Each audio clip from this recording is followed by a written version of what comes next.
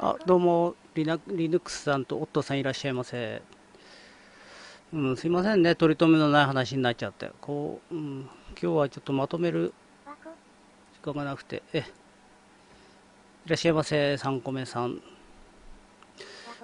あ、いらっしゃいませ。それでですね、ちょっと面白いところで。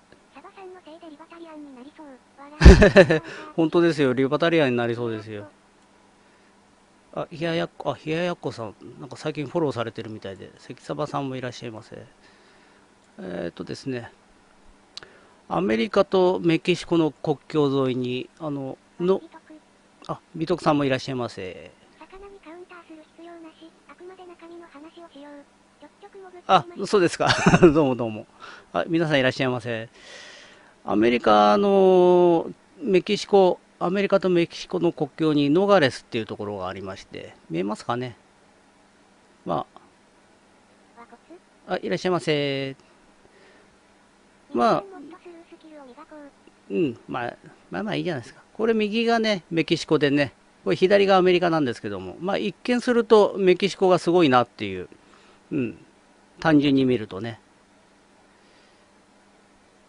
こうなるんですけどもね。これはね、全く、もともとは全く同じ地域なんですよね。ただここに国境線がね、こんなまっすぐな国境線ですからね、ストレートな国境線。同じ町をアメリカとメキシコという2つの国境線が分かれてて、メキシコの方が発展しているように見えるじゃないですか。ところがですね、ここ上を読んでみましょう。ここですね。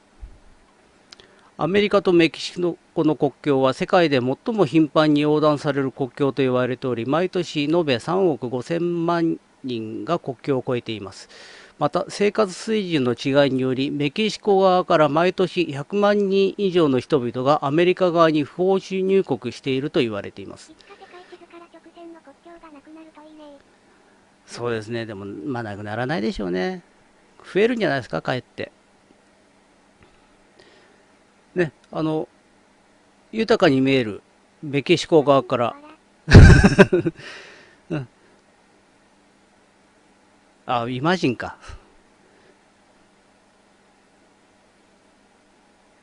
メキシコからアメリカの方に、ね、不法入国する人がいるんですね。で、ここはなんで発展するかっていうと、アメリカの企業がメキシコに出資して、人件費安いですからね。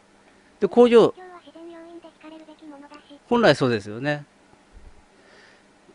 メキシコ、だからアメリカ資本でこのメキシコの国境だけがここ発展してですね、人件費が安いから。うん。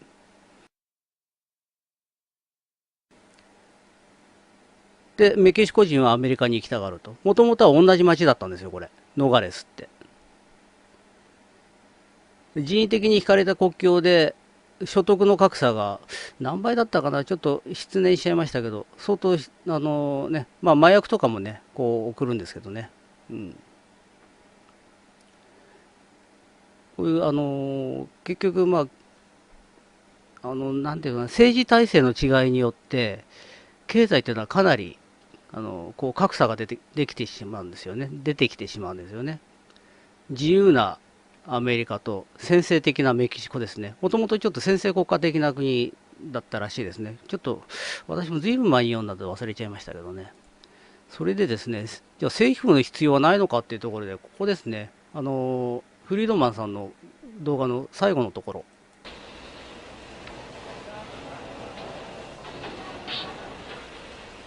When a businessman faces trouble, a market threatens to disappear, or a new competitor arises, there are two things he can do. ここですね。ライバルが出現したりすれば、彼には2つのやり方があるって、ここですね。He can turn to the government for a 政府に出向いて関税や輸入を制限、その他の競争制限に訴えること。要は政府に働きかけて、あ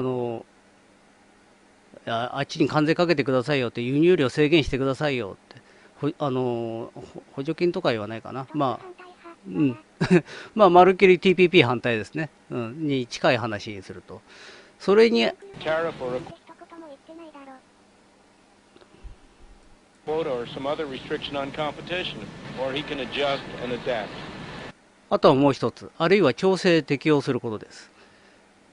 市場参加者が自らの能力で調整適用することですね。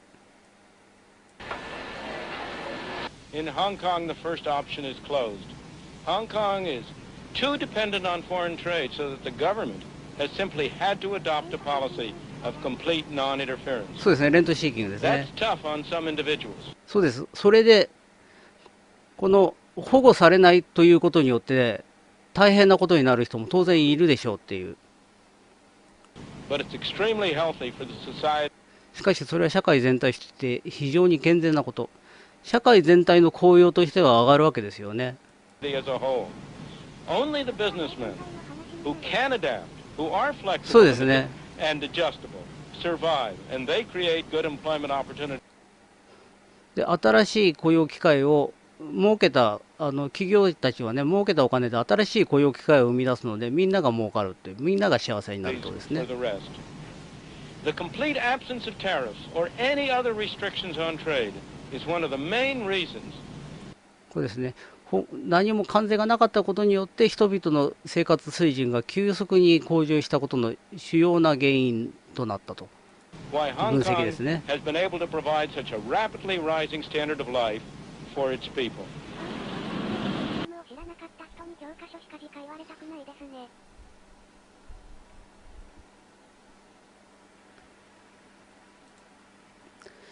それでですね、じゃあ、たっぷり介入したらどうなるかという例がこちらです。 Welcome to Detroit.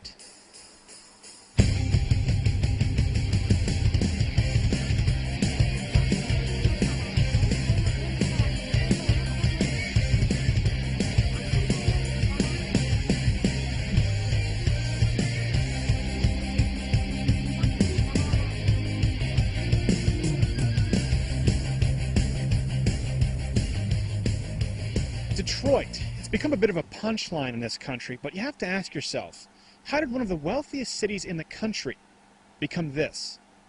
Detroit used to be the city with the highest median household income of anywhere in the country, and now it ranks 66th out of 68. It also has some of the highest crime rates, unemployment rates, and the lowest graduation rates of anywhere in the USA.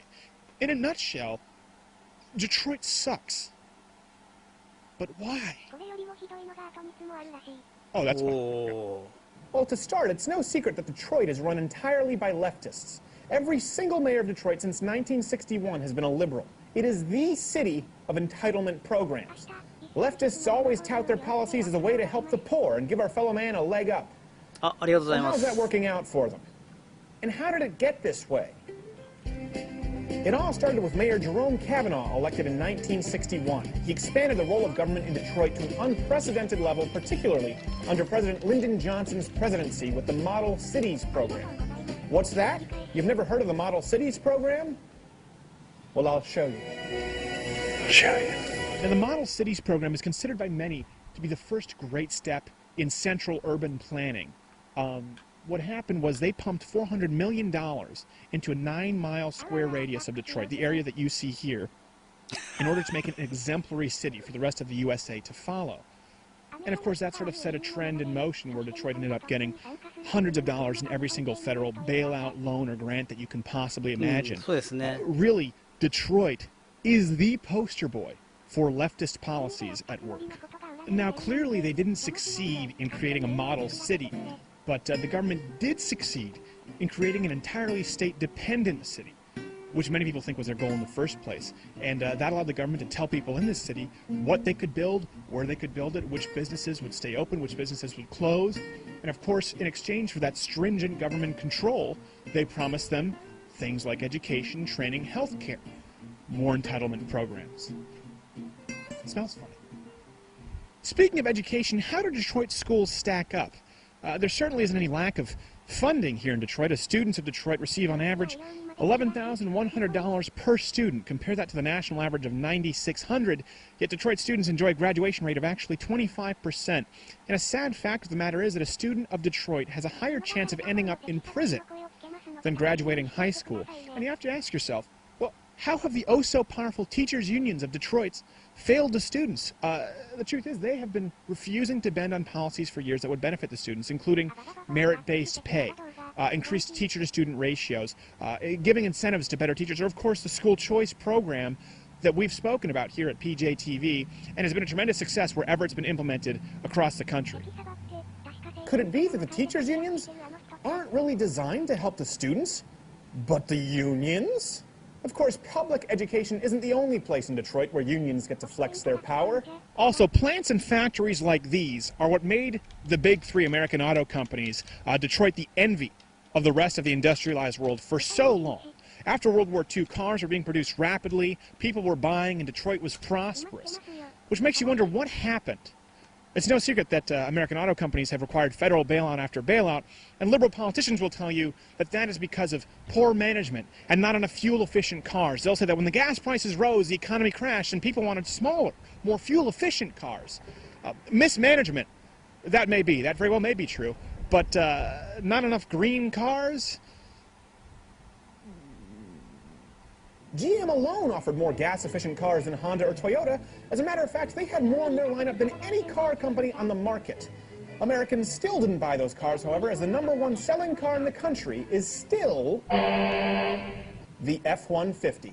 Actually, out of the top 10 selling cars in the U.S., 4 of them were trucks or SUVs, with only 2 officially being categorized as compacts. Now, I know what you're thinking, but Steven, those are just good gas cars. What about the hybrids? Good question. American automakers have more of those too. Not only do people not buy them as displayed by all hybrids accounting for a total of 2% of the market share, but when people do buy them, it doesn't make these companies any money. When it comes to experimental cars, both Ford and GM have admitted to having years of bleeding red ink ahead. Honda hasn't fared much better. Even the most successful hybrid car, the Prius, is still widely believed by analysts to be losing money on each one sold, according to the Washington Post. But if it's not the lack of green cars that made American car makers so crappy, what was it? Enter the United Auto Workers Union. Even under tough economic conditions, concessions are never a part of the UAW's vocabulary.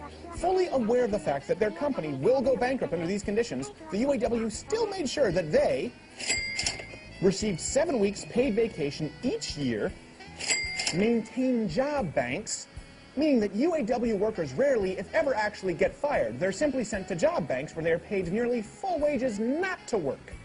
How's that for job security? Get their $74 an hour wage in both salary and benefits.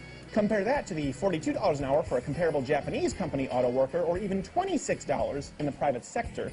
The cost, of course, includes some of the most luxurious healthcare coverage offered on the planet, covering not only hospital, surgical, and drug coverage, but extravagances such as hearing aids and LASIK eye surgery. So with every car you buy, you're paying an additional $1,200 in employee benefits that you wouldn't be paying with the competition. American made. All this adds up to the average UAW worker earning $130,000 a year in wages and benefits, and GM alone has had to pay over $100 billion in retiree healthcare costs in the last 15 years alone. And there's no end in sight, as they only to pay another $47 billion in the near future. There it is, folks. While you and your family buckle down to plow through these tough economic times, the labor of the UAW continue to live like kings and make virtually no compromises. After all, why would they if the federal government just keeps bailing them out? And why wouldn't the federal government keep bailing them out when it's the unions who elect them?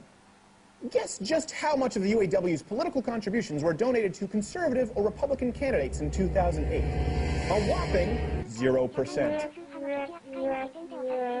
One of the big ironies in all of this is that liberal environmentalists support the unions because the unions elect them. But because the UAW labor costs are so high, it dissuades automakers from investing in lower profit margin smaller cars, so they instead focus on larger vehicles and SUVs. That's right, folks. The UAW is bad for the environment. So the UAW runs the auto industry into the ground, and the teachers' unions run education into the ground. So what happens to Detroit as a whole? Good people leave, poverty rises, and so does crime. Unemployment is at 28% in Detroit right now, and the murder rate is over 5 times that of the national average. Actually, 7 out of 10 murders go completely unsolved. So if you want to kill someone, head on down to Detroit. Not only that, but the average price of a home in Detroit is now around $5,700. Sound hard to believe? Not when you see what many of them look like. You can see here, yeah, there's some separations. You got, whoa. You got gasoline.